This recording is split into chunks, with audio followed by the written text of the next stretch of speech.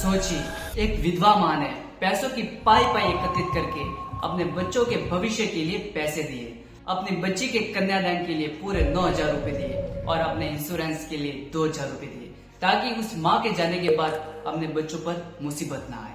लेकिन एक दिन वही लोग जो समाज का नाम लेकर इंश्योरेंस कर रहे थे, वे उन विधवा महिलाओं और उन लोगों का नाम इंश्योरेंस से काट देते हैं और कारण बताते हैं कि आपने किस्त नहीं भरी।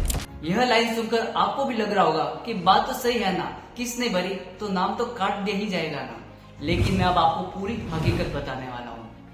नमस्ते, मैं हूँ हिमांशु कुमावत, सन ऑफ लुम्बाराव जी, गाँव झांकर। ये सिर्फ एक माँ की बात नहीं है, ये पूरे प्रजापत समाज की माँ, बहनों और परिवारों का दर्द है। एक व्यक्ति ने समाज के नाम पर पैसा लिया, विश्वास दिलाया और विश्वास तोड़ दिया। अब मैं आपको सबूत और गवाहों के साथ ये बातें बताने जा रहा हूँ, लेकिन मैं उस व्यक्ति का नाम नहीं लूंगा अपने परिवार की सेफ्टी के लिए, इसलिए मैं उसको राघव नाम से संबोधित करूंगा। लेकिन ये बात सत्य है कि वो जाडोली का रहने वाला है। अब सबसे पहले ये डॉक्यूमेंट्स देखिए। ये डॉक्यूमेंट्स उन सभी लोगों के पास है जिनका इंश्योरेंस किया गया था।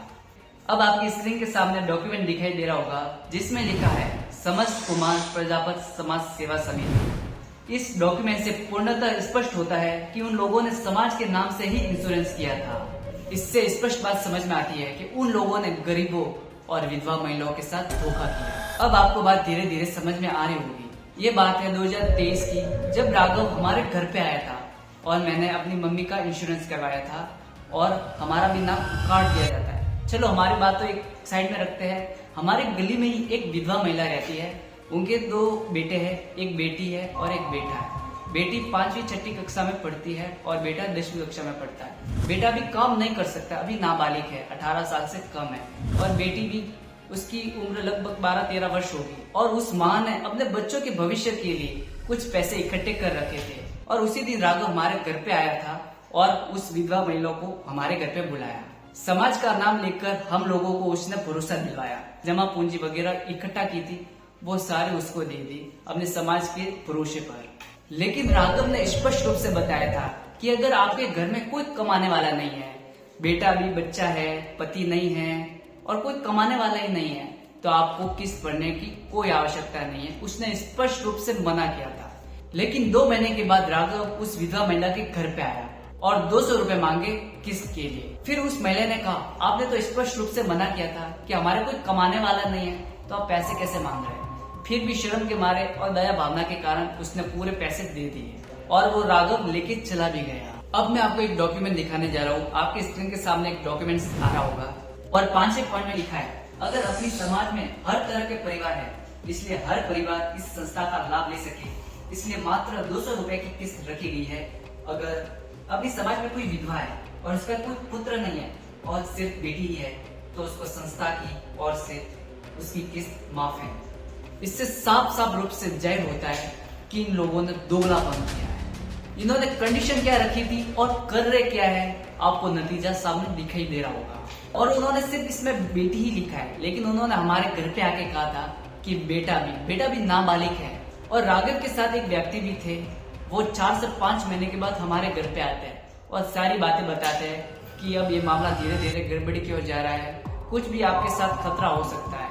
लेकिन समाज के ऊपर हमें भरोसा था और उन्होंने समाज के नाम पर हमें पूरा भरोसा दिलवाया था, लेकिन हमने इनकी बात नहीं मानी और राघव के ऊपर पूरा भरोसा किया। फिर 1 अगस्त 2025 को एक ग्रुप में मैसेज आता है, वो सुन के सारे लोगों की पूरी दुनिया हिल जाती है। वो उस ग्रुप में लिखता है कि जिसने किस्त नहीं भरी उन सब के नाम काट दिए जाते हैं। फिर ये बात हमारी गली की विधवा महिला को पता चल जाती है और वो राघव को कॉल करती है कि आपने हमारा नाम कैसे काटा।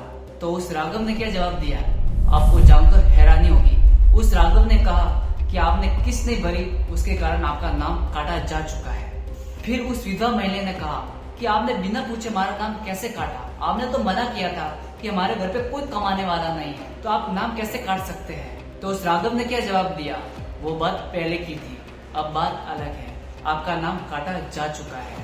तो उस महिला ने अपना मूलधन मांगा जो जमा करवाया था।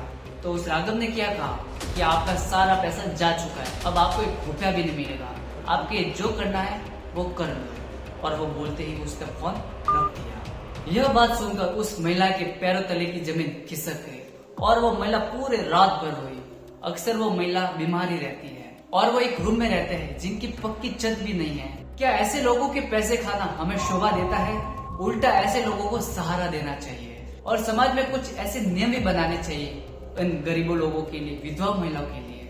मैं अपने समाज के पदाधिकारियों से, बुजुर्गों से, सज्जनों से अनुरोध करता हूँ कि आप ऐसे कुछ नियम बनावे जिससे इन गरीबों लोगों की, विधवा महिलाओं की कुछ सेवा हो सके। अगर मेरी बात किसी को बुरी लगी हो, किसी के दिल को ठेस लगी हो तो मुझे क्षमा कीजिए। मेरा उद्देश्य किसी की भावना को ठेस पहुंचाना नहीं था, बल्कि समाज को जागरूक करना था। हमारा समाज बहुत मान, सम्माननीय और प्रतिष्ठावान है। मुझे गर्व है कि मैं इस समाज में जन्मा हूँ। पर कुछ समाज में ऐसे भी लोग हैं जो इस समाज की मर्यादा को भंग कर रहे हैं।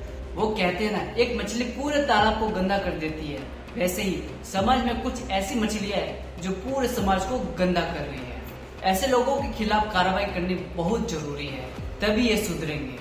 क्योंकि समाज में अच्छे लोग बहुत ज्यादा है और बुरे लोग बहुत कम है। धन्यवाद। आपका शुभचिंतक हिमांशु कुमार।